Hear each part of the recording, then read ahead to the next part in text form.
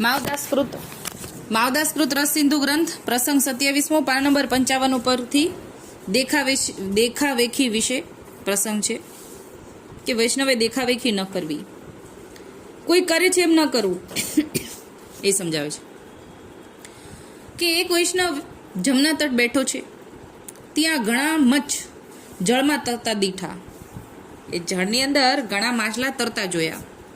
ત્યાં મનમાં એવું આવ્યું જે ઠાકોરજીને મચ્છને આકારે કાને કુંડલ છે, તે કુંડલ સરખો મચ્છ જલમાં હોય તો જોવું. એટલે એકદમ ઠાકોરજીના ધ્યાનમાં મગ્ન હોય અને અચાનક ઠાકોરજીના કુંડળના દર્શન થાય છે અને એવો વિચાર કરે છે કે ઠાકોરજીએ જે કાનમાં માછલી આકારના કુંડળ ધારણ કર્યા છે એવી જ માછલી આમાં મળે તો જોઉં. ત્યારે ઘણા મચ્છ ઝાલીને પાત્રમાં એકઠા કર્યા, કેમ કે એ છે ને એકદમ ઠાકોરજીના દર્શન કરી રહ્યા છે અને માનસીમાં મગ્ન છે. એટલે એમણે શું કર્યું કે ઠાકોરજીના જે દર્શન થઈ રહ્યા છે અને કુંડલમાં જે માછલીના આકારના કુંડલ છે ને એવી એક્ઝેક્ટ બરોબર સરખી માછલી શોધી રહ્યા છે. એટલે એમણે કર્યું શું, માછલીઓ અંદરથી શોધીને કાઢી અને એક પાત્રમાં એકઠી કરી કે આવી માછલી ના આ નહીં એવી રીતે કરીને પાત્રમાં એકઠી કરી. પછી માનસીમાં ઠાકોરજીની ચિતવણી કરીને ઠાકોરજીના કુંડળ ઉપર એક મચ્છ લઈને વામ્યો, એટલે કે સરખાવ્યો, મૂક્યો. એટલે કુંડળની બારો હવે ઠાકોરજીના દર્શન એમને માનસીમાં થઈ રહ્યા છે એટલે એક્ઝેક્ટ સામે ઠાકોરજી બિરાજે જ છે એવી જ રીતે એમને દર્શન થાય છે. એટલે બરોબર કાનના કુંડળ પાસે જઈને માછલીને સરખાવે છે, કુંડળ સાથે કેવી બરોબર છે, સરખી છે કે અલગ છે. ત્યારે હાથ અચાનક આગળ અટક્યો, પોતે આંખ ઉગાડીને જોયું, જેવું સ્વરૂપ ધ્યાનમાં હતું તેવું દીઠું. ત્યારે અચરજ પામ્યો અને દંડવટ કીધા. મનમાં ઘણું પ્રસન્ન થયા. એટલે હવે જેને માનસી સિદ્ધ થઈ ગઈ હોય ને એના વિશે આ વાત છે. આંખ બંધ કરીને બધું દેખાય છે અને આંખ બંધ કરીને જ માછલી ઊંચી કરતા જોઈ રહ્યા છે. અચાનક જ આંખ ખુલી, એ અચરજ પામ્યો અને ઠાકોરજીને દંડવટ કર્યા. મન ઘણું પ્રસન્ન થયું. ત્યારે સ્વરૂપે કહ્યું, જેમ કરતો હતો તેમ કર. હવે એનો ભાવ છે ને, ઠાકોરજી ભાવના ભોગતા છે.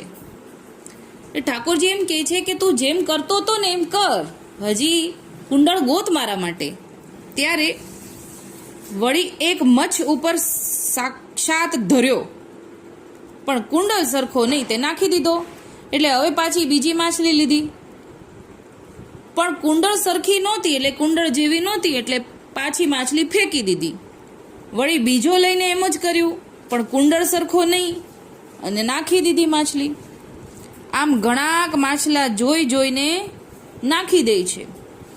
પેલાનું મન ઠાકોરજી સાથે બંધાઈ ગયું છે. હવે એ કઈ માછલાને માછલા તરીકે થોડા જોવે છે, એ તો કુંડળ તરીકે જોવે છે કે ઠાકોરજીના કુંડળ સાથે મારે આકાર જેવો આવે એવું માછલું જોવે. એટલે એનો ભાવ અલગ છે. એમ અહીંયા સમજાવે છે કે પેલાનું મન તો ઠાકોરજી સાથે બંધાયું છે. તે જાણતો નથી કે હું માછલાને લઉં છું અને નાખી જાઉં છું, જીવે છે કે મરી જાય છે એનું ધ્યાન નથી. પણ પેલાનું મન ઠાકોરજી સાથે બંધાઈ ગયું છે. ત્યારે બીજા બે કોક તે પાસે આવીને ઊભા રહ્યા. એટલે બીજા બે વૈષ્ણવો તો જો હોય જ ને, ઠકરાણી ઘાટે કે ઘાટ, યમુનાજીના કોઈ પણ ઘાટની આ વાત હોઈ શકે. અહીંયા ઉલ્લેખ નથી કરેલો, પણ ઠકરાણી ઘાટ જમના તટ લખ્યું છે. તો ત્યાં તો ઘણાય વૈષ્ણવ આવતા હોય. તો બીજા જોઈ રહ્યા છે અને માએ બોલ્યા, એટલે કે મનમાં બોલે છે કે એ તો વૈષ્ણવ રૂડો જણાતો હતો અને આ જુઓ ને માછલાને ફેંકે છે, મારે છે. એટલે મનમાં બોલે છે. જો એ માનસીમાં મગ્ન છે, ઠાકોરજીએ આજ્ઞા કરી, આ બધું કાંઈ ખબર ન હોય, બહારથી એવું જ દેખાય કે માછલા કાઢે છે ને ફેંકે છે. એટલે મનમાં વિચાર કરે છે કે આપણે આને ભલો વૈષ્ણવ જાણતા હતા, પણ આ તો માછલા પકડે છે. કેમ કે પેલા બે વૈષ્ણવે ઠાકોરજીને દીઠા નહીં. આને તો માનસીમ ઠાકોરજી દેખાય છે, ઓલાને બેને નથી દેખાતા. પેલા વૈષ્ણવે મચ્છને ફેંકતા દીઠા. પછી તો બેમાંથી એક જણે તો દોષ ધરીને નગરમાં જઈને લોક આગળ તેની નિંદા કરવા લાગ્યો. હવે આપણી માનસિકતા કેવી હોય છે, કાં તો આપણે જોઈને સ્વીકારીએ અને સ્વીકારવાનું ન હોય ને તો આપણે નાખી દઈએ. ક્યાં નાખી દઈએ? તો બીજા કોકની આગળ નાખી દઈએ. આખું જગત કચરા પેટી, ઓપન કચરા પેટી છે. આપણે જ્યાં આપણને ન ગમતી વસ્તુ, ન ગમે એવી વસ્તુ હોય ને એ આપણે કોકને દઈ દેવી હોય, અને જે કામની હોય ને આપણે રાખી લેવી હોય. એ પાછી કોઈને કહીએ નહીં કે જો આ વસ્તુ સારી જોઈ મેં.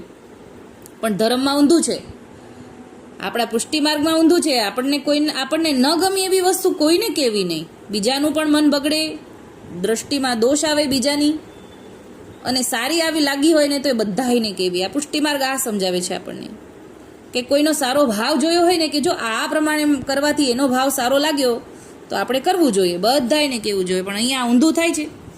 નગરમાં જઈને બધા પાસે જઈને નિંદા કરે છે. તેથી સાથી, હવે બીજો સાથી છે ને એ વિચાર કરે છે કે વૈષ્ણવ તો રૂડો છે, એ માટે જે કાંઈ પણ કરે છે ને તે રૂડો જ કરતું હશે.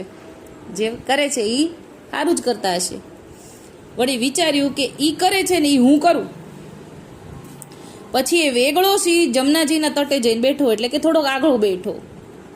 બીજા વૈષ્ણવ જેમ મચ્છને ધરતો હતો તેમ ધરીને નાખવા લાગ્યો. એટલે કે ઓલા વૈષ્ણવ તો ઠાકોરજીના દર્શન કરી રહ્યા છે ને માછલું ઊંચું કરીને કુંડળ પાસે લાવીને સરખાવી રહ્યા છે. એવી રીતે આને તો ક્યાં ખબર છે ઠાકોરજીના દર્શન કરવાના, કુંડળ સરખાવવાના. એવું માછલું ઊંચું કરી નાખે છે.